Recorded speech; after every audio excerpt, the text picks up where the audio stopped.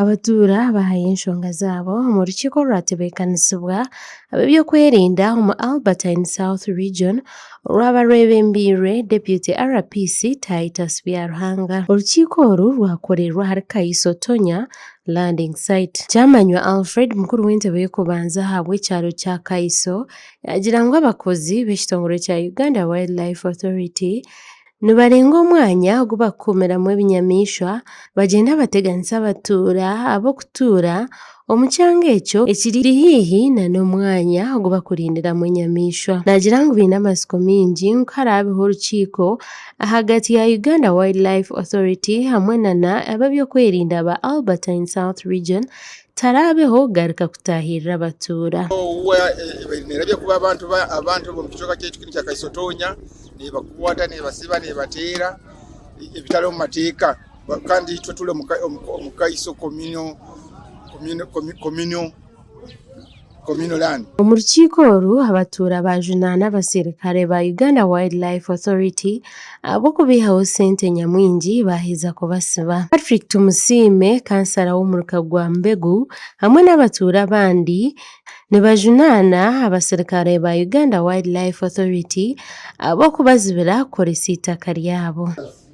Tuko na warenja abakora operation daytime wanafanya operation mchana, kwa kusanga ente zilizo maji wakipata ng'ombe ziko na kunywa kwa mtoni hii mwenye iko mpaka mrenjesha gamba ente zilizo mpaka atasema ng'ombe hizi zinakusaingia kwa paka mtandika kuna mzafutari gani milioni 8 mnaanza kupiga gombania pesa wanakata bei milioni. Abatuura nibagira ngu ekitongole kya Uganda Wildlife Authority kikwasira abantu bingi kyabasiba kandi kyabatwara omu mboga z'amateeka eki barikujumirira.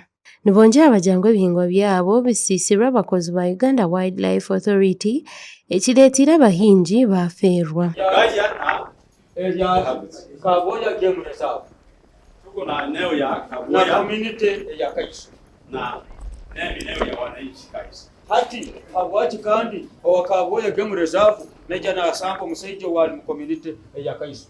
Je, abantu abo tukimagire nkawuwa taine nkomo babaleta mu nkomo eri Kaiso police post kyongo bugya kuhunira babakwasira babagarwire babatwire kikube mukoti kikube hati notwekaguza uwa wiraba nekolera kikuba wakineja kusumbwa itwe kumu.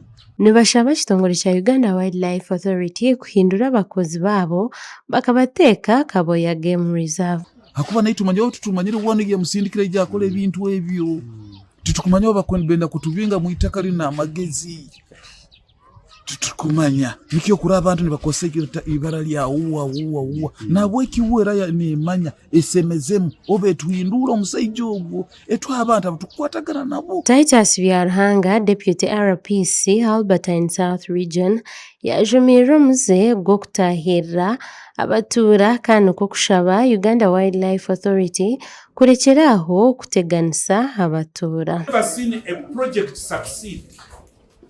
Mi bado wana project yote mwenye naenda mbele that does not work with people. Mwenye hapana kusikilizana na wananchi. I have never seen a government succeed. Mi bado wana government inaendelea mbele without people. Bila watu. Are you getting my point? Yeah.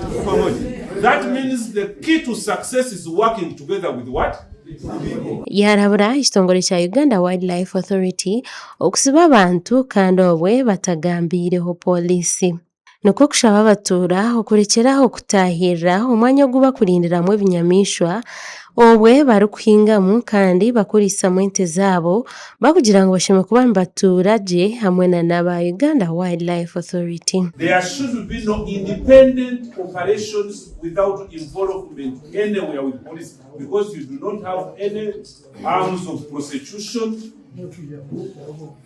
or any form of judiciary that you create apart from when we work as a team, police and UWA. Fred Kiza, Chief Warden wa Action Falls National Park, yashaba abatuura okurekeraho okuha ebituga abasirikare ba Uganda Wildlife Authority. Stop giving bribes. Muache kulipa kitu kidogo kwa watu. Stop. Muachie hapo. You will be arrested for giving that money. Na wewe watakuja kamata wewe kama wewe unalipa hiyo pesa. Don't give money. yasha abatura okurebuka ngu bahababa abasirikare abo abariko bashaba ebituga. Amakuru aga gashakwa gadasaba omuroho imwe. Hao walijenga nyumba yao kwa eneo yetu ya Kaisotonya.